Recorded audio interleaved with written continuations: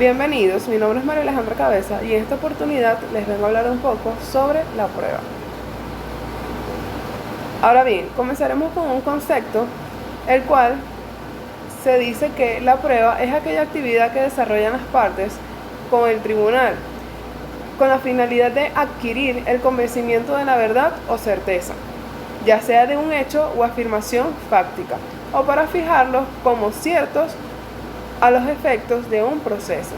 Ahora bien, cuando hablamos de la promoción y evacuación de las pruebas, no es más que el instrumento mediante el cual los órganos encargados de administrar justicia ejercen sobre ella su función jurisdiccional, ya sea de manera tendente a la satisfacción de intereses jurídicamente tutelados o a la resolución de un conflicto que se suscitan entre las partes. Promover la prueba.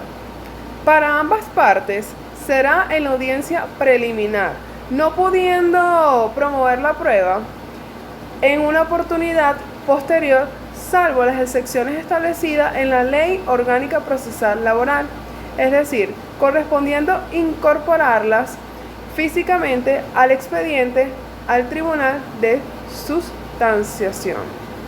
Ahora bien, el Tribunal de Juicio puede promover pruebas hasta antes del cierre del debate, es decir, ya que de oficio puede ordenar la recepción de algunas de las pruebas que las partes no hayan anunciado ni solicitado.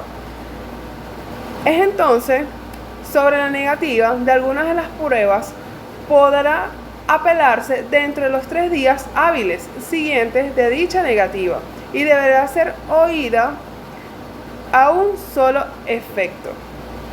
Ahora bien, pasaremos a los medios de pruebas.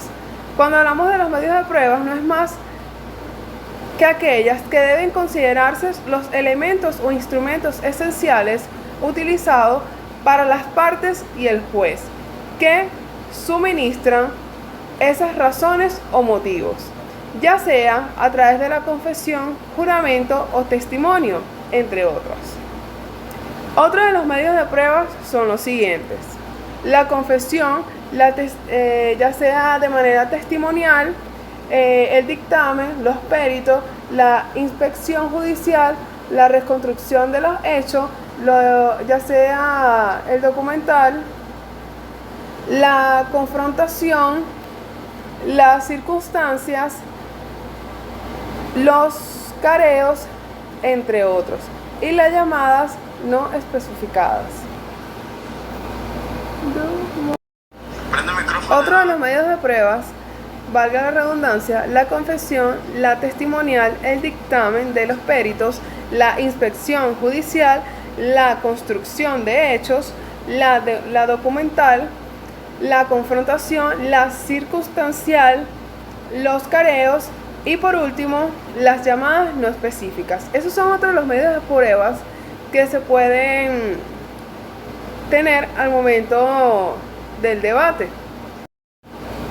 Ahora bien, sobre la prueba de exhibición de documentos, está establecido que cuando se trate de documentos que por mandato legal se encuentre en poder del empleador, bastará que el trabajador solicite su exhibición, es decir, sin necesidad de acreditar pruebas al efecto.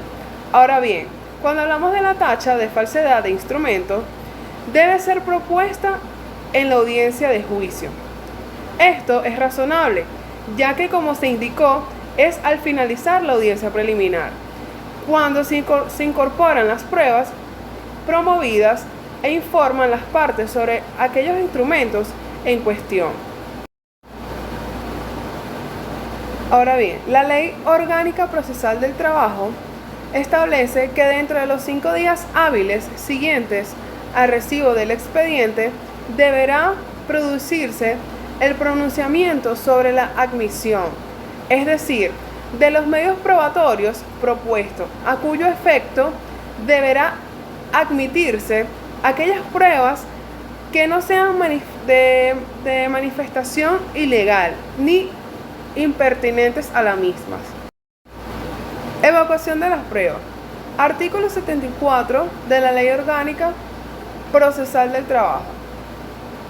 Dice que una vez finalizada la audiencia preliminar, en ese mismo acto, el juez de sustanciación, mediación y ejecución procederá a agregar las pruebas a las actas del proceso.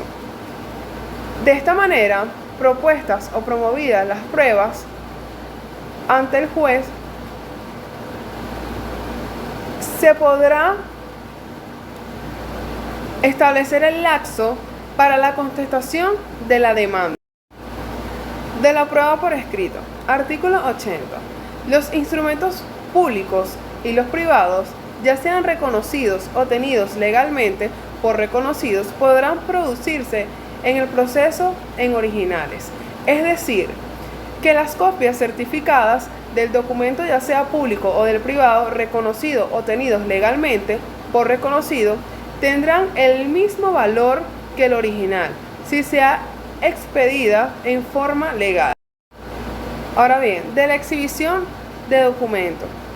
Esto se refiere que las partes que deba servirse de un documento que según su manifestación se halla en poder de un adversario, podrá pedir su exhibición. Es decir, ya sea a través de la solicitud de exhibición, deberá acompañar una copia del documento establecido. En su defecto, la afirmación de los datos que conozca dicha persona o el solicitante acerca del contenido requerido. De esta manera, ambos casos tendrán un medio de prueba.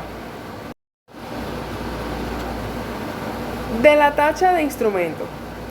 La tacha de falsedad de los instrumentos públicos y privados reconocidos o tenidos legalmente por reconocidos se puede proponer incidentalmente en el curso de la causa, es decir, por los motivos siguientes.